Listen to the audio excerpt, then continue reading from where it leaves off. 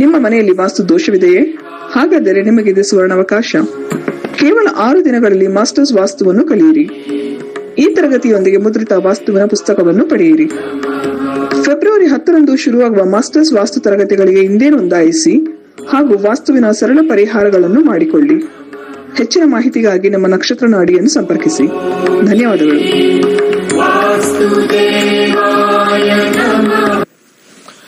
ಓಂ ಶ್ರೀ ಗುರುಭ್ಯೋ ನಮಃ. ಹರಿ ಓಂ. ಜ್ಞಾನಾನಂದಮಯಂ ದೇವಂ ನಿರ್ಮಲಸ್ಫಟಿಕಾಕೃತಿಂ ಆಧಾರಾಂ ಸರ್ವವಿದ್ಯಾನಾಂ ಹಯಗ್ರೀವಂ ಉಪಾಸ್ಮಹೇ. ಓಂ ನಮೋ ಭಗವತೆ ವಾಸುದೇವಾಯ. ಓಂ ನಮೋ ನಾರಾಯಣಾಯ. ನಮಸ್ಕಾರ. ವೆಲ್ಕಮ್ ಟು ನಕ್ಷತ್ರ ನಾಡಿ. ಹಾಗೆ ನಮ್ಮ ಫೆಬ್ರವರಿ 10ನೇ ತಾರೀಕು ವಾಸ್ತು ತರಗತಿಗಳಿದೆ. ವಾಸ್ತು ಕಷ್ಟ ಅಂತ ದಯವಿಟ್ಟು ತಿಳ್ಕೊಬೇಡಿ.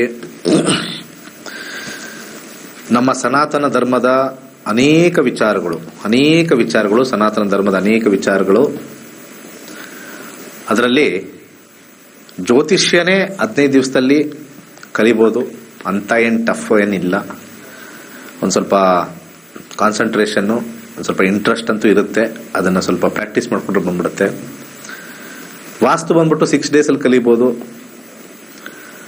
ಸಾಮಾನ್ಯವಾಗಿ ಎಲ್ಲರೂ 4 ದಿಕ್ಕು, ಸ್ವಲ್ಪ ನೆಕ್ಸ್ಟ್ ಲೆವೆಲ್ 8 ದಿಕ್ಕು ಹೋಗ್ತಾರೆ. ಸ್ವಲ್ಪ ಅಡ್ವಾನ್ಸ್ ಅಲ್ಲಿರೋ 16 ದಿಕ್ಕು ಹೋಗ್ತಾರೆ. ನಾನು ಆ 6 ಡೇಸಲ್ಲಿ 32 ದಿಕ್ಕು, ನೀವು 30/40 ಮನೆ ಕಟ್ತಿರೋ, ಅಥವಾ 20/30 ಮನೆ ಕಟ್ತಿರೋ, ಅಥವಾ 60/40 ಕಟ್ತಿರೋ, 100/100 ಕಟ್ತಿರೋ, 200/200 ಕಟ್ತಿರೋ, ಎಲ್ಲದಕ್ಕೂ ಆ ಸರಿ ಪ್ರಮಾಣವಾಗಿರ್ತಕ್ಕಂಥ ಝೋನ್ಸ್ ಕ್ರಿಯೇಟ್ ಆಗುತ್ತೆ. ಝೋನ್ಸ್ ಅಂತ ನಾವು ಹೇಳ್ತೀವಿ. 32 ಝೋನ್ಸ್ ಅಲ್ಲಿ ನಿಮಗೆ ಬರ್ತಕ್ಕಂಥದ್ದು. 2 ಜೀವನದಲ್ಲಿ ನಮಗೆ ಆಶ್ರಯ ಕೊಡುತ್ತೆ. ಒಂದು ನಮ್ಮ ಜಾತಕ, ಎರಡನೇದು ನಮ್ಮ ವಾಸಸ್ಥಳ. ಅದು ಸ್ವಂತವಾಗೇ ಇರಬೇಕು ಅನ್ನೋದೇನಿಲ್ಲ. ಎಷ್ಟೋ ಜನ ಬಾಡಿಗೆ ಮನೇಲಿದ್ದು ಲಕ್ಷಗಟ್ಲು ಕೋಟಿಗಟ್ಲೆ ಗಳಿಸಿದೀವಿ ಅಂತ ಹೇಳ್ತಾರೆ. ಆ ಮನೆಗೆ ಹೋದ್ಮೇಲೆ ನಮ್ಗೆ ಚೆನ್ನಾಗಾಯ್ತು ಅಂತ. ಅದೇ ದುಡ್ಡು ಬಂದ ಮೇಲೆ ಆ ಬಾಡಿಗೆ ಮನೆನೇ ಬಿಟ್ಟು, ಎಷ್ಟೋ 10 ವರ್ಷ 15 ವರ್ಷ ಅಲ್ಲೇ ಇದ್ವಿ, ಬಿಟ್ಟು ಹೊಸ ಮನೆ ಕಟ್ಟಿದಾಗ ಯಾಕೋ ಹೆಲ್ತ್ ಪ್ರಾಬ್ಲಮ್ ಆಯಿತು, ಯಾಕೋ ಬಿಸ್ನೆಸ್ ಡಲ್ ಆಯಿತು, ಅಪ್ಪ ಮಕ್ಕಳು ಚೆನ್ನಾಗಿದ್ರು, ಸ್ವಲ್ಪ ಸಮಸ್ಯೆ ಬಂತು. ಇವೆಲ್ಲವೂ ಕೂಡ ವಾಸ್ತುಗೆ ಅಪ್ಲೈ ಆಗುತ್ತೆ. ಸೊ ಪ್ರಾಬಬಿಲಿಟೀಸ್ ಅಂತ ತಗೊಂಡಾಗ 2 ತರ. ಮನುಷ್ಯ ಅವನ ಕರ್ಮದಿಂದ ಹುಟ್ಟಿರ್ತಾನೆ, ಮೊದಲನೇ ಪಾಯಿಂಟ್, ಕರ್ಮಾನುಸಾರ. ಎರಡನೇದು ವಾಸಸ್ಥಳ, ಎಲ್ಲಿ ಹುಟ್ಟಿದಾರೋ. ಈಗ ಒಬ್ಬ ಮನುಷ್ಯ ಎಲ್ಲೇ ಹುಟ್ಟಲಿ, ಅವನ ಕರ್ಮಾನುಸಾರ ಅಲ್ಲಿ ಜೀವನ ನಡೆಯುತ್ತೆ. ಒಂದು ಸಣ್ಣ ಹಳ್ಳಿ, ಅಲ್ಲಿ ದೇವಸ್ಥಾನದ ಪ್ರದೇಶ ಇರತಕ್ಕಂಥದ್ದು, ಅಲ್ಲಿ ಹುಟ್ಟಿದ್ರೆ ಅವನು ಬಡವನಾಗಿ, ಅವನ ಕರ್ಮ ಇದ್ರೆ ಆ ಪ್ರದೇಶದಲ್ಲಿ ಬಡವನಾಗೇ ಇರ್ತಾನೆ. ಒಬ್ಬ ಮನುಷ್ಯ ಯಾರು ಅತ್ಯಂತ ಶ್ರೀಮಂತ ದೇಶ ಆಗಿರ್ತಕ್ಕಂಥ ಅಮೆರಿಕದಲ್ಲಿ ಹುಟ್ಟಿ ಅವನ ಕರ್ಮ ಸರಿ ಇಲ್ಲ ಅಂತಂದ್ರೆ ಅಲ್ಲಿ ಭಿಕ್ಷುಕನೂ ಆಗಿರ್ತಾನೆ. ಯಾಕಂದ್ರೆ ಭಿಕ್ಷುಕರು ಅಲ್ಲೂ ಇದ್ದಾರೆ. ರೋಡಲ್ಲೇ ಮಲಗಿರೋರು ಬೇಕಾದಷ್ಟು ಜನ ಇದ್ದಾರೆ. ರೋಡ್ ಸೈಡಲ್ಲೇ ಮನೆ ಮಲಗಿರೋರು ಇದ್ದಾರೆ. ಕರ್ಮ ಬಿಡೋದಿಲ್ಲ ಎಲ್ಲೂ. ಹಾಗೆ ಅವನ ಕರ್ಮದ ಪ್ರಕಾರ ಕಾಡಲ್ಲಿ ಹುಟ್ಟಬೇಕು, ಕಾಡಲ್ಲಿ ಅವನು ರಾಜ ಅಂತಂದ್ರೆ ಕಾಡಲ್ಲಿ ರಾಜನೂ ಆಗಕ್ ಸಾಧ್ಯತೆನೂ ಅವನ ಜಾತಕ, ಅವನ ಕರ್ಮ ಹೇಳುತ್ತೆ. ಬಟ್ ಸ್ಥಳ, ಒಂದು ಸಣ್ಣ ಕುಗ್ರಾಮ, ಒಂದು ದೈವಿಕವಾಗಿರ್ತಕ್ಕಂಥ ಜಾಗದಲ್ಲೂ ಬಡವ ಇದ್ದಾನೆ. ಅತ್ಯಂತ ಶ್ರೀಮಂತ ದೇಶದಲ್ಲಿ ಕೂಡ ಅಲ್ಲಿ ಒಬ್ಬ ಭಿಕ್ಷುಕನೂ ಇದ್ದಾನೆ. ಏನೂ ಫೆಸಿಲಿಟಿ ಇಲ್ಲದೆ ಇರತಕ್ಕಂಥ ಒಂದು ಕಾಡಲ್ಲಿ ಒಬ್ಬ ರಾಜ ಆಗ್ತಕ್ಕಂಥ ಸಾಧ್ಯತೆನೂ ಇದೆ. ಸೊ ಈ ಮೂರಲ್ಲೂ ಕೂಡ ಜಾತಕದ ಫಲಗಳನ್ನ ಹೇಳ್ತೀವಿ. ಜಾತಕ ಆದ್ಮೇಲೆ ನೆಕ್ಸ್ಟ್ ಒಂದು ಲೆವೆಲ್ ಇದೆ, ಅದು ವಾಸಸ್ಥಳ. ರಾಜ ಆಗದೇ ಇದ್ರೂ ಕೂಡ ಶ್ರೀಮಂತ ದೇಶದಲ್ಲಿದ್ದಾಗ ಅವನು ಹಾಕೊಳ್ಳೋ ಬಟ್ಟೆಗಳೆಲ್ಲ ಇಲ್ಲಿರೋರು ಎಷ್ಟೋ ಜನ ಹಾಕೊಳ್ಳೋದೇ ಇಲ್ಲ. ಅವನು ಭಿಕ್ಷುಕನೇ ಆಗಿರ್ತಾನೆ. ಅವ್ನು ಹಾಕೊಂಡಿರೋದು ಯಾರೋ ಕೊಟ್ಟಿರೋರು ಹಾಕೊಂಡಿರ್ತಾರೆ. ಕೊಟ್ಟಿರೋದು ಹಾಕೊಂಡಿರೋದು ಬ್ರ್ಯಾಂಡೆಡ್ ಆಗಿರುತ್ತದೆ. ಯಾರೋ ಬಿಸಾಕ್ ಹೋಗಿರ್ತಾರೆ ಒಂದು ಪ್ಯಾಂಟೋ ಒಂದು ಜರ್ಕಿನೋ, ಅದನ್ನ ಹಾಕೊಂಡ್ರೆ ಯಾವುದೋ ದೊಡ್ಡ ಶೋರೂಮ್ ಅಲ್ಲಿ ತಗೊಂಡಿರ್ತಕ್ಕಂಥದ್ದು. ನಾವು ಅದನ್ನ ತಗೊಳ್ಳೋದು ಬಿಡಿ, ಸೆಕೆಂಡ್ ಹ್ಯಾಂಡ್ ಯಾವ್ದಾದ್ರು ಸಿಕ್ಕರು ಅದು ಹಾಕೊಳ್ಳೋ ಅಷ್ಟು ದುಡ್ಡು ಇಲ್ಲದೆ ಇರ್ತಕ್ಕಂಥ ಡಾಲರ್ಸ್ ಅಲ್ಲಿ ಇರ್ತಕ್ಕಂಥದ್ದು ಹಾಕೊಳ್ತಾ ಇರ್ತಾರೆ. ಸೊ ಹಾಗೆ ಸ್ಥಳ ಮಹಿಮೆ ಅನ್ನೋದು ಒಂದು ಲೆವೆಲ್ಗೆ ಇನ್ನೊಂದು ಕಡೆ ತಗೊಂಡೋಗುತ್ತೆ. ಒಂದು ಕರ್ಮಫಲ ಜಾತಕ, ಇನ್ನೊಂದು ಸ್ಥಳ ಮಹಿಮೆ. ಸೊ ಅದು ಕಾಂಪ್ಲಿಕೇಟೆಡ್. ನಾನು ಸ್ವಲ್ಪ ಚಿಕ್ಕದಾಗಿ ಚೊಕ್ಕದಾಗಿ ಹೇಳಿದ್ದೀನಿ, ಅರ್ಥ ಮಾಡ್ಕೊಳ್ಳಿ. ಸೊ ಯಾವಾಗ ನಮ್ಮ ಹಾರೋಸ್ಕೋಪು ಸ್ಟ್ರೆಂತ್ ಬೀಳುತ್ತೋ, ಸೆಕೆಂಡ್ ವರ್ಜನ್ ಆಫ್ ಕಾಪಾಡೋದು ನಮ್ಮ ವಾಸಸ್ಥಳ, ನಾವಿರ್ತಕ್ಕಂಥ ಡೈರೆಕ್ಷನ್. ನಾನು ಹಿಂದೆನೂ ಹೇಳಿದ್ದೀನಿ ಯಾಕೆ ವಾಸಸ್ಥಳ ನಮಗೆ ಬಹಳ ಇಂಪಾರ್ಟೆಂಟ್ ಅಂದ್ರೆ, ಆ ವಾಸಸ್ಥಳನ ನಾವು ನ್ಯಾಚುರಲ್ ಹಾಗೆ ಬಿಟ್ರೆ ಎಲ್ಲರಿಗೂ ಚೆನ್ನಾಗೇ ಇರ್ತೀವಿ. ಅರ್ಥ ಮಾಡ್ಕೊಳ್ಳಿ, ಇದು ವಾಸಸ್ಥಳನ, ನಮ್ಮ ಭೂಮಂಡಲ ಇರ್ತಕ್ಕಂಥ ಜಾಗವನ್ನ ಹಾಗೇ ಬಿಟ್ರೆ ಚೆನ್ನಾಗೇ ಇರ್ತೀವಿ. ನಾವದನ್ನ ಅಗದು ಡಿಸ್ಟರ್ಬ್ ಮಾಡ್ತೀವಿ ಜೀವ ಪ್ರತಿ ಸ್ಟ್ರೆಸ್ನ. ಎಲ್ಲರೂ ರೀಸೆಂಟ್ ಆಗಿರ್ತಕ್ಕಂಥದ್ದು ಕೇಳಿರ್ಬೋದು, ಲಾಸ್ ಏಂಜಲ್ಸ್ ಅಲ್ಲಿ ಕಾಸ್ಟ್ಲಿ ಸಿಟಿ ಭಸ್ಮ ಆಗೋಗಿದೆ. ಅದು ಜಾಗದ ಒಂದು ವಾಸ್ತು ನಿಯಮಗಳು ಬೇರೆದು ಬರುತ್ತೆ, ಅದು ಡೆಪ್ತ್ ಅಲ್ಲಿ ಹೋಗ್ಬೇಕು. ಆದರೆ ಸಣ್ಣ ಪ್ರಮಾಣದಲ್ಲಿ ನಾವು ನಮ್ಮ ಜೀವನನ ಇನ್ನು ಸ್ವಲ್ಪ ಅಪ್ಗ್ರೇಡ್ ಮಾಡ್ಕೊಳ್ಳೋಕ್ಕೆ ವಾಸ್ತು ಡೆಫಿನೆಟ್ಲಿ ಹೆಲ್ಪ್ ಆಗುತ್ತೆ. ಜ್ಯೋತಿಷ್ಯನೇ ಸಂಪೂರ್ಣ ಅಲ್ಲ, ಅಥವಾ ವಾಸ್ತುನೇ ಸಂಪೂರ್ಣ ಅಲ್ಲ. ಎರಡು ಒಂದು ಬ್ರಿಡ್ಜ್ ತರ ಒಂದಕ್ಕೊಂದು ಕನೆಕ್ಟ್ ಆಗಿರುತ್ತೆ. ಆದರೆ ಜ್ಯೋತಿಷ್ಯ ಸ್ವಲ್ಪ ಹೈಯರ್ ಲೆವೆಲ್ ಇರುತ್ತೆ, ವಾಸ್ತು ಸ್ವಲ್ಪ ಲೋಯರ್ ಲೆವೆಲ್ ಇರುತ್ತೆ. ಯಾಕಂದ್ರೆ ನಾನು ವಾಸ್ತು ಕ್ಲಾಸಿಗೆ ಬನ್ನಿ ಅಂತ ಅಂದ್ಬಿಟ್ಟು ಇದು ಜಾಸ್ತಿ ಇದು ಕಮ್ಮಿ ಅಂತ ಹೇಳಕ್ಕಾಗಲ್ಲ. ಕೆಲವರು ವಾಸ್ತುಯಿಂದನೇ ಎಲ್ಲ ಆಗಿರೋದು ಅಂತಕ್ಕಂಥದ್ದು ಕಂಪ್ಲೀಟ್ಲಿ ರಾಂಗ್. ಅಲ್ಲೂ ಕಾಂಪೌಂಡರ್ಗಳಿದ್ದಾರೆ. ಹೆಂಗೆ ಜ್ಯೋತಿಷ್ಯದಲ್ಲಿ ಕಾಂಪೌಂಡರ್ ಇದ್ದಾರೆ, ನಿಮ್ಮ ಎಲ್ಲಾ ಸಕಲ ಪ್ರಾಬ್ಲಮ್ಗಳಿಗೂ ವಾಸ್ತುನೇ ಪ್ರಾಬ್ಲಮ್ ಅಂತ ಹೇಳ್ತಕ್ಕಂಥ ಒಂದು ನಾಟಕದ ಕಂಪನಿನೂ ಇದಾವೆ. ಅದು ನಾನು ಒಪ್ಪಲ್ಲ. ನಮ್ಮ ದೇಹದಲ್ಲಿರ್ತಕ್ಕಂಥ ಅನೇಕ ಭಾಗಗಳಲ್ಲಿ ಯಾವುದೇ ಒಂದು ಭಾಗ ನಮಗೆ ಸಮಸ್ಯೆ ಆದ್ರೆ ನಮ್ಮ ಮನಸ್ಥಿತಿ ಪರಿಸ್ಥಿತಿ ಸರಿ ಇರಲ್ಲ. ಒಂದು ಕಾಲಲ್ಲಿರ್ತಕ್ಕಂಥ ಹೆಬ್ಬೆಟ್ಟಿಗೆ ಏನಾದರೂ ಕಲ್ ತಗಲಿ ಒಂದು ರಕ್ತ ಬಂದು ಗಾಯ ಆದ್ರೆ ತುಂಬಾ ಕಷ್ಟ, ನಡೆಯಕ್ಕೆ ಆಗಲ್ಲ, ಎಂಟೈರ್ ಬಾಡಿ ಲಿಂಪ್ ಆಗುತ್ತೆ. ಒಂದು ಲಿವರ್ ಪ್ರಾಬ್ಲಮ್ ಆದ್ರೆ ಎಂಟೈರ್ ಬಾಡಿ ಶೇಕಪ್ ಆಗುತ್ತೆ. ಒಂದು ಸರಿಯಾಗಿ ನಮಗೆ ಕೆಮ್ಮು ನೆಗಡಿ ಸ್ವಲ್ಪ ಅತಿ ಹೆಚ್ಚಾಗಿ ಬಂದ್ರೆ ನಾವು ಸರಿಯಾಗಿ ಊಟ ಮಾಡೋಕ್ಕಾಗಲ್ಲ, ಎಂಟೈರ್ ಬಾಡಿ ಶೇಕ್ ಆಗುತ್ತೆ. ಒಂದು ಸಣ್ಣ ಜಾಗದ್ದಿದೆ ಹೇಳ್ತಾ ಇರೋದು ನಾನು. ಸೊ ಹಾಗೆ ಜಾತಕ ಮತ್ತೆ ವಾಸ್ತು ಇದೇ ರೀತಿ. ನಮ್ಮ ಜಾತಕ ಚೆನ್ನಾಗಿದ್ರು ಕೂಡ ವಾಸ್ತು ಚೆನ್ನಾಗಿಲ್ಲ ಅಂತಂದಾಗ ನಮಗೆ ಹೇಗೆ ನಮ್ಮ ಬಾಡಿಲಿ ಒಂದು ಗಾಯ ಆಯ್ತೋ, ಬಾಡಿನೂ ಚೆನ್ನಾಗಿದೆ ಸರ್, ಗಾಯ ಆಗಿದೆ ಬಟ್ ನೋವ್ತಾ ಇದೆ, ನಡೆಯಕ್ಕಾಗ್ತಾ ಇಲ್ಲ, ಓಡೋಕ್ಕಾಗ್ತಾ ಇಲ್ಲ, ಬೇಗ ಕೆಲಸ ಮಾಡೋಕ್ಕಾಗ್ತಾ ಇಲ್ಲ, ಅದು ಗಾಯ ವಾಸಿ ಹೋಗೋರ್ಗು. ಸೊ ಅದನ್ನ ವಾಸ್ತು ಕೇಳ್ಕೊಬಹುದು. ಯಾವ್ದಾರು ಇನ್ನೊಂದು ಸ್ವಲ್ಪ ನಮಗೆ ಲಿವರೋ ಅಥವಾ ಮತ್ತೊಂದು ಗಾಲ್ ಬ್ಲಾಡರೋ ಸ್ಟೋನ್ ಹೋಗಿನೋ ಆಗಿದೆ, ಆಪರೇಷನ್ಗೆ ಹೋಗ್ಬೇಕು, ಅದು ಸ್ವಲ್ಪ ವಾಸ್ತು ದೋಷ ತರನೇ ಲೆಕ್ಕ ಆಗುತ್ತೆ, ಬಟ್ ಎಂಟೈರ್ ಬಾಡಿ ಇಲ್ಲ. ಬಟ್ ಯಾವಾಗ ಜಾತಕನೇ ಸ್ವಲ್ಪ ಶೇಕಪ್ ಆಗ್ಬಿಡುತ್ತೆ, ಅವಾಗ ವಾಸ್ತು ಸ್ವಲ್ಪ ಮಟ್ಟಿಗೆ ಸಪೋರ್ಟ್ ಮಾಡುತ್ತೆ ಸಿಸ್ಟಮ್ ಅಲ್ಲಿ. ಸೊ ಏನೋ ಒಂದು ದೊಡ್ಡದು ಆಪರೇಷನ್ ಬಂದ್ಬಿಡ್ತು, ಆ ಆಪರೇಷನ್ ಬಂದಾಗ ನಮಗೆ ಒಂದು ಕಡೆ ಹಾಸ್ಪಿಟಲ್ಗೆ ಹೋದ್ವಿ, ಅಲ್ಲಿ ಮಲ್ಕೊಂಡ್ವಿ, ಆಪರೇಷನ್ ಮಾಡಿದ್ವಿ, ರೆಸ್ಟ್ ಅಲ್ಲಿ ಇದೀವಿ, ಕ್ಯೂರ್ ಆಯ್ತು. ವಾಸ್ತು ಅದಕ್ಕೆ ಸಪೋರ್ಟ್ ಫಂಕ್ಷನ್ ಆಗಿ ಬರುತ್ತೆ. ಸೊ ನಾನು ಫೈನಲ್ ಆಗಿ ಹೇಳೋದೇನು ಅಂತಂದ್ರೆ, astrology and vastu hand in hand ಅಂತ ಹೇಳ್ತೀನಿ. It is completely hand in hand. So ವಾಸ್ತುವಲ್ಲೂ ಕೂಡ ಅನೇಕ ಕರೆಕ್ಷನ್ಸ್ ಇಂದ ಒಂದು 20-25% ಇನ್ಕ್ರಿಮೆಂಟ್ ಆಗುತ್ತೆ ಲೈಫಲ್ಲಿ. ಆರೋಗ್ಯದಲ್ಲಿ ಸ್ವಲ್ಪ ಸಣ್ಣ ಪುಟ್ಟ ಸಮಸ್ಯೆ ಬರ್ತಾ ಇದೆ ವಾಸ್ತುವಿಂದ, ಬಟ್ ಜಾತಕ ಚೆನ್ನಾಗಿ ತೋರಿಸ್ತಾ ಇದೆ, ವಾಸ್ತು ಕರೆಕ್ಷನ್ ಮಾಡಿದ್ರೆ ಆರೋಗ್ಯ ಸರಿ ಹೋಗುತ್ತೆ. ದುಡ್ಡುಗಳು ಬರ್ತಾ ಇದೆ, ಖರ್ಚು ಜಾಸ್ತಿ ಆಗ್ತಾ ಇದೆ, ಜಾತಕದಲ್ಲಿ ಖರ್ಚಾಗ್ತಾ ಇರೋದು ಅಷ್ಟು ತೋರಿಸ್ತಾ ಇಲ್ಲ. ಕೆಲವು 32 ಝೋನ್ಸ್ ಅಲ್ಲಿ ಕೆಲವು ಝೋನ್ಸ್ ಅಲ್ಲಿ ನಾವು ನೆಗೆಟಿವಿಟಿ ಇಟ್ಟಾಗ ಬಂದಿದ್ದೆಲ್ಲ ಖರ್ಚಾಗುತ್ತೆ. ಮತ್ತೆ ಅದೇನಾಗುತ್ತೆ, ಈಗ ಬಂದಿದ್ದೆಲ್ಲ ಖರ್ಚಾಗುತ್ತೆ. ಒಂದು ಯಾವಾಗ ನಿಮ್ಮ ಹಾರೋಸ್ಕೋಪು ನೆಗೆಟಿವ್ ಸ್ಟಾರ್ಟ್ ಆಯ್ತು, ಇಲ್ಲಿ ಆಲ್ರೆಡಿ ಇಲ್ಲಿ ಡ್ಯಾಮೇಜ್ ಆಗಿದೆ ಮನೆ, ಹಾರೋಸ್ಕೋಪ್ ಸ್ವಲ್ಪ ಸ್ಟ್ರಾಂಗ್ ಇದೆ, ಇನ್ಕಮಿಂಗ್ ಬರ್ತಾ ಇದೆ, ಇಲ್ಲಿ ವಾಸ್ತು ಸ್ವಲ್ಪ ಕೆಟ್ಟಿದೆ, ಔಟ್ಫ್ಲೋಯಿಂಗ್ ಹೋಗ್ತಾ ಇದೆ. ಯಾವಾಗ ಜಾತಕ ಕೆಡ್ತು, ಮನೇನೂ ಕೆಟ್ಟಿದೆ, ಎರಡು ನಿರ್ನಾಮ ಮಾಡ್ಬಿಡುತ್ತೆ. ಮನೆನೇ ಮಾರ್ತೀವಿ ಅಥವಾ ಬಿಸ್ನೆಸ್ ಡೌನ್ ಮಾಡ್ತೀವಿ, ಎಲ್ಲನೂ ಆಗುತ್ತೆ. ಸೊ ಯಾವಾಗಲೂ ನನ್ನ 30 ವರ್ಷದ ಅನುಭವದಲ್ಲಿ ಹ್ಯಾಂಡ್ ಇನ್ ಹ್ಯಾಂಡ್. ಹಾಗೆ ವಾಸ್ತು ಕರೆಕ್ಷನ್ ಅನ್ನೋದು ಏನು ದೊಡ್ಡ ರಾಕೆಟ್ ಸೈನ್ಸ್ ಏನಿಲ್ಲ. 32 ಝೋನಲ್ಲಿ ಏನಿಟ್ಟಿದ್ದೀವಿ ಏನಿಟ್ಟಿಲ್ಲ ಅದನ್ನ ಸರಿಪಡಿಸೋದಷ್ಟೇ. ಆ ಸರಿಪಡಿಸಕ್ಕೆ ಬಹಳ ಸಿಂಪಲ್ ಆಗಿರ್ತಕ್ಕಂಥ 3 ಲೆವೆಲ್, 3 ವಿಚಾರ 32 ಝೋನ್ಸ್ ಅಲ್ಲೂ ವಿತ್ ಡಿಗ್ರಿ ವೈಸ್ ನೋಡಿದಾಗ 3 ಆ ಝೋನಲ್ಲಿ ತವ ಸಮಸ್ಯೆ ಇದೆ, 3 ಪರಿಹಾರಗಳು ಮಾಡ್ಕೊಳ್ಳುವಂಥದ್ದು. ಒಂದು ಕಲರ್ ಥೆರಪಿ, ಯಾಕಂದ್ರೆ colour are very important, frequency ಮೇಲೆ ವರ್ಕ್ ಆಗುತ್ತೆ. ಎರಡನೇದು ಮೆಟಲ್ ಎನರ್ಜಿ, ಯಾಕಂದ್ರೆ ಅದರಲ್ಲಿ ಅಯಾನ್ಸ್ ಮತ್ತೆ ಆಟಮ್ಸ್ ಮತ್ತೆ ಮಾಲಿಕ್ಯೂಲ್ಸ್ ಇಂದ ಬಂದಿರತಕ್ಕಂಥದ್ದು. ಅಯಾನ್ಸ್ ಥೆರಪಿ ಅಂತ ಕರೆದು ಅಲ್ಲಿ ಆ ಝೋನ್ಗೆ ಯಾವ ಮೆಟಲ್ ಎನರ್ಜಿ ಬರುತ್ತೆ ಅಂತ.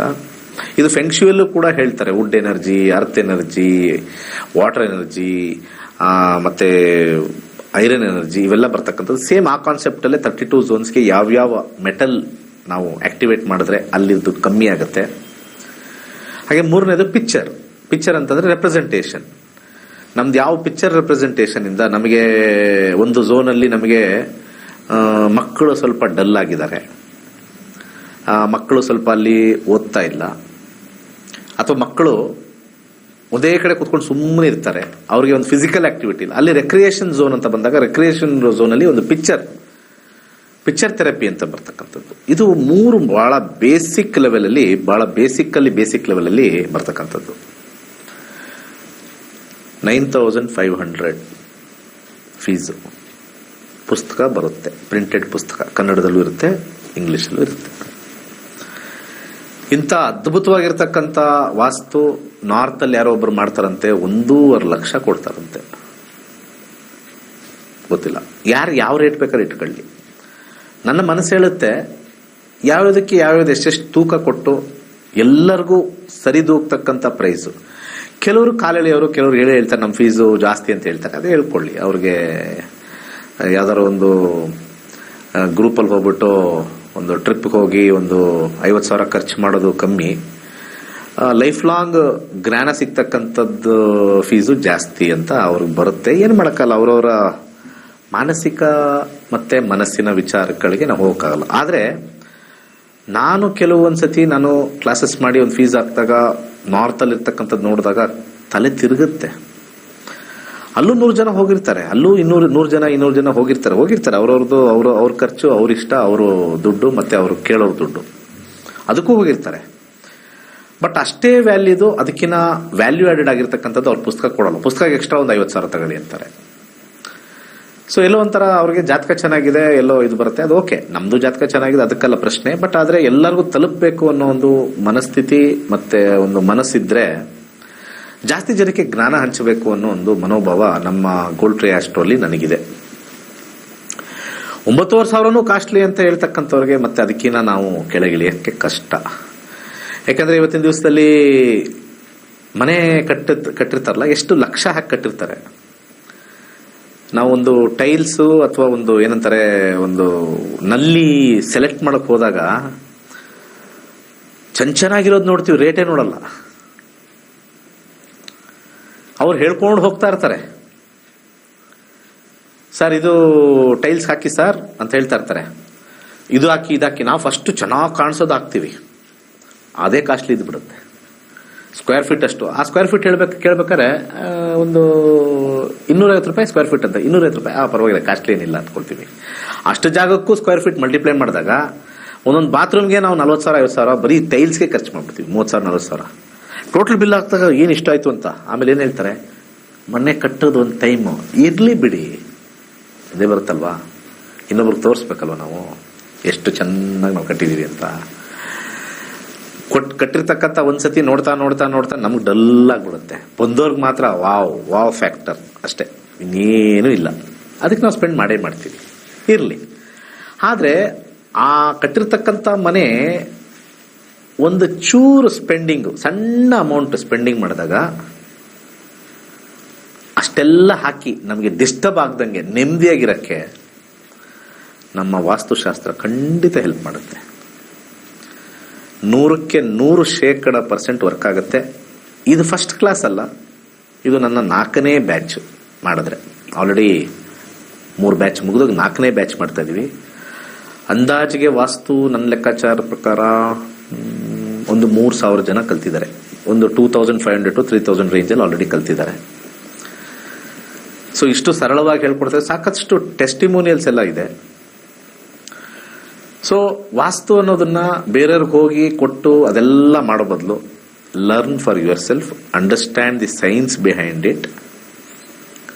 ಎಲ್ಲೋ ನಾರ್ತಲ್ಲಿ ಹೋದ್ರೆ ಜಾಸ್ತಿ ದುಡ್ಡು ಕೊಟ್ರೆ ಜಾಸ್ತಿ ಜ್ಞಾನ ಅನ್ನೋ ಅಂತ ಒಂದು ಬುದ್ಧಿ ಸಾಮಾನ್ಯ ಪಬ್ಲಿಕ್ ಅಲ್ಲಿ ಇದೆ. ಅದು ನಾನು ಕಂಡಿಡಿದೀನಿ. ಯಾವುದೋ ಒಂದು ನ್ಯೂಮರಾಲಜಿಗೆ 24,000 ಕೊಡ್ತಾರೆ, ಏನು ಇಲ್ಲ 1 to 9 ನಂಬರ್ಗೆ. ನಾನು 2,000 ಕೊಡೋದು. ಯಾವುದೋ ನ್ಯೂಮರಾಲಜಿಗೆ 24,000, 2,000 ನಮ್ದು ನ್ಯೂಮರಾಲಜಿ ಕಲಿಯಕ್ಕೆ ವಿತ್ ಆ್ಯಪ್. ನಂದೇ ಓನ್ ಡಿಸೈಡ್ ಮಾಡ್ರೆ ಆ್ಯಪ್. ಇನ್ನ ಫ್ಲಿಪ್ ಸೈಡ್ ಒಂದಿದೆ, ಅಸ್ಟ್ರಾಲಜಿ ಕಲಿತಾರೆ. ಅಸ್ಟ್ರಾಲಜಿಗೆ ಬರೀ 3,000, ಚೀಪು. ನಿಮ್ದು 15,000, ಕಾಸ್ಟ್ಲಿ. ಅಲ್ಲಿಗೆ ಹೋಗ್ತಾರೆ, ಅಯ್ಯೋ 3 ಕಡೆ ಹೋದೆ ಏನು ಕಲ್ತೇ ಇಲ್ಲ, ಅದೇನು ನೀವು 15 ದಿವಸದಲ್ಲಿ ಕಲಿಸ್ಬಿಡ್ತೀರಾ? ಬಂದು ನೋಡಿ. ಅದಕ್ಕೆ ತಾನೇ 65,000 ಜನ ಆಗಿರೋದು. It's not A joke, it's never A joke. 65,000 ಜನ. 65,000 ಸರ್ ಹೆಂಗೆ ಸರ್? ಕಲಿಸ್ಕೊಟ್ಟಿರ್ತಕ್ಕಂಥ ಕೌಂಟ್ ಅದ್ರಲ್ಲಿ ಏನ್ ಮಾಡಿದೀನಿ? ಯಾಕೆ 65 ಅಂತಂದಾಗ ನಾನು ಒಂದು ಸ್ಟ್ರೆಸ್ ಮಾಡಿ ಆ ಸಬ್ಜೆಕ್ಟ್ ಹೇಳ್ತಾ ಇದ್ದೀನಿ ಅಂತಂದ್ರೆ, 15,000 ಒಬ್ಬರ ಹತ್ರ ತಗೊಳ್ಳೋದು. ಅವ್ರ ಮನೇಲಿ 3 ಜನ ಇದ್ರೆ 3 ಜನ ಅವ್ರವ್ರ ಜೀವನ ನೋಡ್ಕೊಳ್ತಾರಲ್ವಾ, ಅವಾಗ 3 ಜನಕ್ಕೆ ಡಿವೈಡ್ ಮಾಡೋದು ಎಷ್ಟು ಬಂತಲ್ಲಿ? ಅದೇ ನೀವು ಬೇರೆ ಕಡೆ ಕ್ಲಾಸ್ಗೆ ಹೋದಾಗ ಡೈರೆಕ್ಟ್ ಆಗಿ ಹೋಗಿ 3,000 ಅಂತೆ, ಅಲ್ಲೇ ಹೋಗ್ಬೇಕಂತೆ, ಸ್ಯಾಟರ್ಡೆ ಸಂಡೇ ಕಲಿಬೇಕಂತೆ ಅಂತ ಚಿಪ್ಪೆ ಅಲ್ಲಿ ಸಿಗೋದು ನಿಮಗೆ. ಎಲ್ಲರದು ಎಲ್ಲ ವಿಚಾರ ಗೊತ್ತಿದೆ. ಎಲ್ಲ ಬೇರೆ ಬೇರೆ ಊರಲ್ಲಿ ಹೋಗಿ ಒಂದಷ್ಟು ಜನನ ಹಾಕಿ ಮಾಡ್ತಾರೆ. ಅಲ್ಲಲ್ಲೇ ಸ್ವಲ್ಪ ನಾಲೆಜ್ ಕೊಡ್ತಾರೆ. It is not complete. ವಾಸ್ತುನು ಅಷ್ಟೇನೆ, ಕಂಪ್ಲೀಟ್ ನಾಲೆಜ್, ಕಂಪ್ಲೀಟ್ ಬುಕ್ ಅಷ್ಟೇ. ಒನ್ಸ್ ಟೇಕನ್, ನಮ್ಮ ಕ್ಲಾಸ್ ತಗೊಂಡು ಒಂದು ಪುಸ್ತಕ ತಗೊಂಡ್ರೆ ಮುಗೀತು. ಅದ್ರ ಮೇಲೆ ಇನ್ನೇನಿಲ್ಲ ವಾಸ್ತು. ಅದ್ರ ಮೇಲೆ ಇನ್ನೂ ಜಾಸ್ತಿ ಏನಿಲ್ಲ ಅಲ್ಲಿ, ನಥಿಂಗ್. 32 ಝೋನಲ್ಲಿ ಏನ್ ಬರಬೇಕು, ಏನ್ ಬರಬಾರ್ದು, ಏನ್ ಬಂದಿದ್ರೆ ನೆಗೆಟಿವ್, ಅದನ್ನ ಹೆಂಗ್ ಚೇಂಜ್ ಮಾಡ್ಕೋಬೇಕು, ಹೇಗೆ ಅಪ್ಲೈ ಮಾಡ್ಕೋಬೇಕು, ಅಷ್ಟೇ ಮಾಡಬೇಕಾಗಿರ್ತಕ್ಕಂಥದ್ದು. 32 ಝೋನ್ಸ್. ಸೊ ಅದರಲ್ಲಿ ಸಾಮಾನ್ಯವಾಗಿ ನಾವು ಪೂರ್ವಕ್ಕೆ ಮನೆಯ ಡೋರ್ ಇಟ್ಬಿಟ್ಟಿದ್ವಿ ರೀ. ಒಂದು ಪೂರ್ವಕ್ಕೆ ಇಟ್ಟಾಗ ನೀವು ಕರೆಕ್ಟ್ ನಾರ್ತ್ ನ 0 ಮಾಡಿ ಪೂರ್ವಕ್ಕೆ ಇಟ್ಟಿದ್ದೀರಾ, ಅಥವಾ ಕೆಲವು ಸುಮ್ಮನೆ ಸೂರ್ಯ ಉದಯ ಆಗುತ್ತೆ ಅಂತ. ಸೂರ್ಯ ಆಕ್ಚುಲಿ ಕರೆಕ್ಟ್ 0 ಡಿಗ್ರಿಗೆ ಉದಯ ಆಗಲ್ಲ. ಈ ಉತ್ತರಾಯಣ ದಕ್ಷಿಣಾಯನ ಅಂತ ಈಗೆಲ್ಲ ನಮ್ಮ ಸಂಕ್ರಾಂತಿ ಆಯ್ತಲ್ವಾ, ಉತ್ತರಾಯಣ ಒಂದು ಎಡ್ಜಲ್ಲಿ ಇರುತ್ತೆ. ನಿಮಗೆ ಟೆಸ್ಟ್ ಮಾಡಬೇಕು ಅಂತಂದ್ರೆ ಒಂದು ವೆರಿ ಸಿಂಪಲ್ ಆಗಿ ಹೇಳ್ತೀನಿ. ನೀವು ಮಾಡಿ ಮೇಲೆ ನಾಳೆ ಅಥವಾ ಯಾವಾಗ ನಿಮಗೆ ಫ್ರೀ ಆಗ್ತಿರೋ ಹತ್ತಿ, ಸಂಜೆ 5 ಗಂಟೆಯಿಂದ 5:15 ಒಳಗಡೆ ಸೂರ್ಯ ನೋಡಿ, ನಿಮ್ದು ಎಡಭಾಗದ ಮೂಲೆಯಲ್ಲಿರುತ್ತೆ. ಏನೋ ಕರೆಕ್ಟಾಗಿ ವೆಸ್ಟಲ್ಲಿ ಇಲ್ವಲ್ಲ, ನೀವು ನಿಂತ್ಕೊಂಡ್ರೆ ವೆಸ್ಟ್ ಹಿಂಗ್ ಕಾಣಿಸ್ಬೇಕು, ಹಿಂಗೆ ವೆಸ್ಟ್ ಕರೆಕ್ಟಾಗಿ ವೆಸ್ಟ್ ಮೂಲೆಯಲ್ಲಿರುತ್ತೆ. ಹಾಗೆ ಬೆಳಿಗ್ಗೆ ಹೊತ್ತು ಸೂರ್ಯ ಉದಯ ನೋಡ್ಬೇಕಾದ್ರೆ ಕರೆಕ್ಟಾಗಿ ಇಷ್ಟಲ್ಲಿಲ್ಲ, ನಾರ್ತ್ ಈಸ್ಟ್ ಕಡೆ ಇರುತ್ತೆ. ಅದೊಂಥರ ಅಲೈನ್ಮೆಂಟೇ ಡಿಫ್ರೆಂಟ್ ಇರುತ್ತೆ. ಭೂಮಿಯ ಒಂದು ವಾಬ್ಲಿಂಗ್ ಸ್ಟೇಜ್ ಅಲ್ಲಿ ನೋಡ್ಬೇಕಾದ್ರೆ ಈಸ್ಟು ವೆಸ್ಟ್ ಚೇಂಜ್ ಆಗ್ಬಿಡುತ್ತೆ. ಎಕ್ಸಾಕ್ಟ್ ಈಸ್ಟ್ ಇಡಕ್ಕೆ ಬರಲ್ಲ. ಅದು ಎಕ್ಸಾಕ್ಟ್ ಈಸ್ಟ್ ಅಲ್ಲಿ ಇಡಬೇಕಾದ್ರೆ 2 ಟೈಮಲ್ಲಿ ಇಡಬೇಕು. ಮಾರ್ಚ್ 22ನೇ ತಾರೀಕು ಮತ್ತೆ ಸೆಪ್ಟೆಂಬರ್ 22ನೇ ತಾರೀಕೆ. ಅದನ್ನ ಇಟ್ಕೊಂಡು ನೋಡ್ಕೊಂಡು ಅಲೈನ್ ಮಾಡಬೇಕು.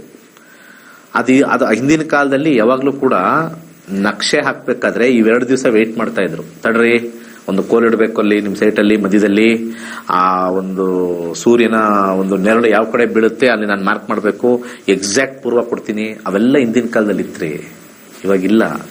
ಇವಾಗೆಲ್ಲ ಮೇಸ್ತ್ರಿಗಳೇ ವಾಸ್ತು ಆಗ್ಬಿಟ್ಟಿದ್ದಾರೆ. ಅದಕ್ಕೆ ಚೆನ್ನಾಗಿ ಕಟ್ಬಿಟ್ಟಿರ್ತಾರೆ, ಆದ್ರೆ ನೆಮ್ಮದಿ ಇರಲ್ಲ ಒಳಗಡೆ. ಜಾತಕ ಸ್ಟ್ರಾಂಗ್ ಇದ್ರೂ ಕೂಡ ದುಡ್ಡು ಬರ್ತಾ ಇರುತ್ತೆ, ಮಕ್ಕಳು ಓದೋದಿಲ್ಲ. ಎಲ್ಲ ಝೋನ್ಸು ಒಂದು 10 degree difference in any one north, ಎಲ್ಲ 10 ಡಿಗ್ರಿ ರಿವರ್ಸ್ ಆಗ್ಬಿಡುತ್ತೆ. ಆಲ್ರೆಡಿ ಕಟ್ಟಾಗಿರೋರ್ಗೆ ಏನ್ ಮಾಡೋದು? ಅದಕ್ಕೆ ಆ 3 ರೆಮಿಡಿ ನಾನು ಹೇಳಿದ್ದು. ಬಟ್ ಅದನ್ನು ತಿಳ್ಕೋಬೇಕು, ನೋಡಬೇಕು ಅನ್ನೋದಕ್ಕೆ ಟ್ರೈನಿಂಗ್ ಬೇಕಲ್ವಾ? ಸೊ ಆ ಟ್ರೈನಿಂಗ್ನ ವಿದ್ಯೆಯ ಮುಖಾಂತರ ಕೊಡ್ತಾ ಇದ್ದೀನಿ. ಕನ್ಸಲ್ಟೇಷನ್ ಮಾಡೋಕ್ಕೆ 15,000, 10,000, 20,000, 25,000 ಎಲ್ಲ ನಾರ್ತ್ ಕರ್ನಾಟಕದವ್ರು ಯಾರೋ ಒಬ್ರು ಕೊಟ್ಟು ಮಾಡಿ ಎಲ್ಲ ಆ ಕಡೆ ಅದಾಕಿ ಇದಾಕಿ ಅಂತ ಎಲ್ಲ ಮಾಡಿದ್ದಾರೆ. ನಮ್ಮ ತಲೆ ಹತ್ತುತ್ತೋ ಇಲ್ವೋ, ಇದು ಇನ್ನೊಂದು ಪಬ್ಲಿಕ್ ಅಲ್ಲಿ ಇರ್ತಕ್ಕಂಥ ಒಂದು ನ್ಯೂಸೆನ್ಸ್ ಅಂತ ಹೇಳ್ತೀನಿ ಈ ವಿಚಾರ. ಮಕ್ಕಳು ಓದಬೇಕು ಅಂತ ಹೇಳಿ ನಾವೆಲ್ಲ ಪ್ರೆಷರ್ ಹಾಕ್ತೀವಿ ಅಲ್ವಾ. ಅವ್ನು ಡಲ್ ಆಗಿದ್ರು ಕೂಡ ನೀನು ಜೀವನ ಕಣೋ ಮಾಡಬೇಕು ಅಂತ. ಈ ಜ್ಯೋತಿಷ್ಯ ಮತ್ತೆ ವಾಸ್ತು ಬಂದಾಗ ತಲೆಗೆ ಹೋಗುತ್ತೋ ಇಲ್ವೋ ಅಂತ ಯಾಕೆ ತಗೊಳ್ತೀರಾ ಒಂದು. ಮತ್ತೆ ಮಕ್ಕಳಿಗೆ 40% ಓದಿದ್ರು ಕೂಡ 2 ಲಕ್ಷ 3 ಲಕ್ಷ ಖರ್ಚಾಗಿ ಕಾಲೇಜ್ಗೆ ಹಾಕ್ತಿವಿ, ಯಾಕಂದ್ರೆ ಅದು ಜೀವನ ಅಲ್ವಾ, ಮಾಡ್ತೀವಿ. ಇಲ್ಲಿ ತಗೊಂಡ್ರೆ ಫೀಸೇ ಕಮ್ಮಿ, ನೋಡೇ ಬಿಡೋಣ ಅಂತ ಬಂದ್ರೆ ಇಲ್ಲಿ ಏನು ಪ್ರಾಬ್ಲಮ್ ಆಗಲ್ಲ. ಸಮಸ್ಯೆ ಏನು ಅಂತಂದ್ರೆ 2. ಒಂದು ಕಾಸ್ಟ್, ಯಾಕಂದ್ರೆ ಸಬ್ಜೆಕ್ಟ್ ವ್ಯಾಲ್ಯೂ ಗೊತ್ತಿಲ್ಲದೆ ಕಾಸ್ಟ್ ಮಾತಾಡ್ತಾರೆ.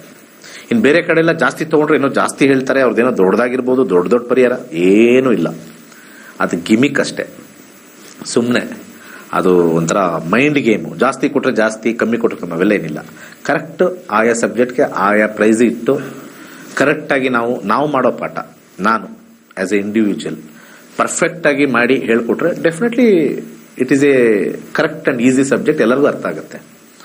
ಅದು ಬಿಟ್ಬಿಟ್ಟು ಈ ಒಂದು ಫೀಸ್ ಜಾಸ್ತಿ ತಗೊಂಡು ನಾವು ಇಷ್ಟೇ ಹೇಳೋದು, ಇದಕ್ಕಿಂತ ಇನ್ನೂ ನೆಕ್ಸ್ಟ್ ಬರ್ಬೇಕಂದ್ರೆ ನೆಕ್ಸ್ಟ್ 45,000 ಇರುತ್ತೆ, ಅಲ್ಲಿಗೆ ಬನ್ನಿ, ಅದೆಲ್ಲ ಒಂದು ರೀತಿ ವ್ಯಾಲ್ಯೂ ಅಂತ ಮಾಡ್ತಾರೆ. ಬಟ್ ಒಂದು ವ್ಯಾಲ್ಯೂಲೆಸ್ ಆಗುತ್ತೆ ಆಕ್ಚುಲಿ ಕಲ್ತಾದ್ಮೇಲೆ. ಅಷ್ಟೊಂದು ಕೊಟ್ವಾ ಇಷ್ಟು ಕಲಿಯಕ್ಕೆ ಬಂದೇ ಬರುತ್ತದು.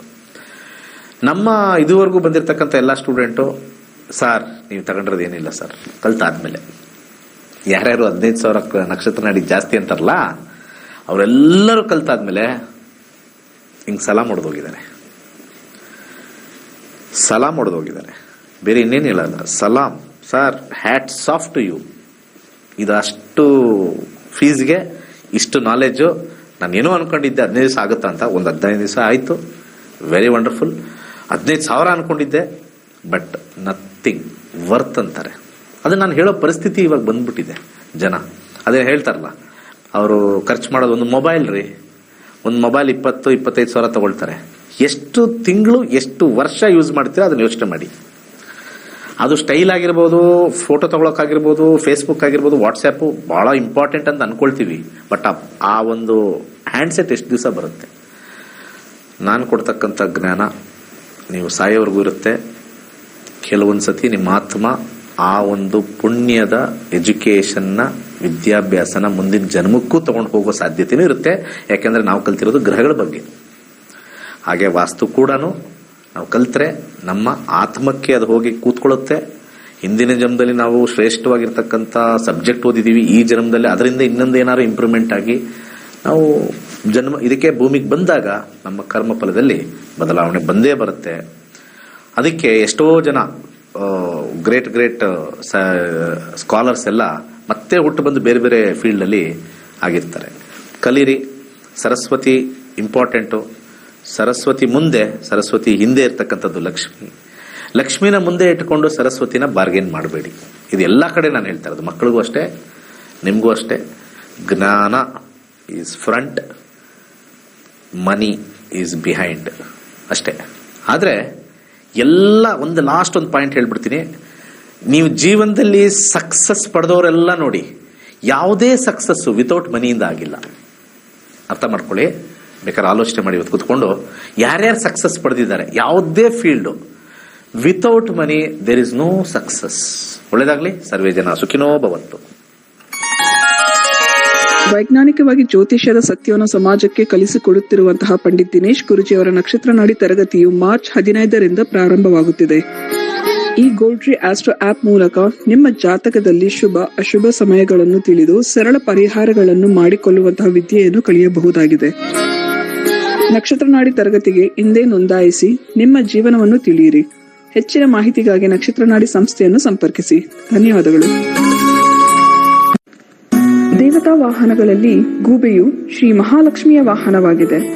ಗೂಬೆಯು ಕತ್ತಲನ್ನು ಭೇದಿಸುವ ಶಕ್ತಿಯನ್ನು ಹೊಂದಿರುವುದರಿಂದ ಎಲ್ಲಾ ರೀತಿಯ ಆರ್ಥಿಕ ಸಮೃದ್ಧಿಯನ್ನು ಸೂಚಿಸುತ್ತದೆ. ಗೂಬೆಯ ಉಂಗುರವನ್ನು ಧರಿಸುವುದರಿಂದ ಉತ್ತಮ ಆರ್ಥಿಕ ಬೆಳವಣಿಗೆ ಮತ್ತು ಅನಗತ್ಯ ಖರ್ಚುಗಳನ್ನು ನಿಯಂತ್ರಿಸಬಹುದಾಗಿದೆ. ಗೂಬೆಯ ಉಂಗುರಕ್ಕಾಗಿ ಈ ಕೆಳಗಿನ ಸಂಖ್ಯೆಗಳಿಗೆ ಕರೆ ಮಾಡಬಹುದು.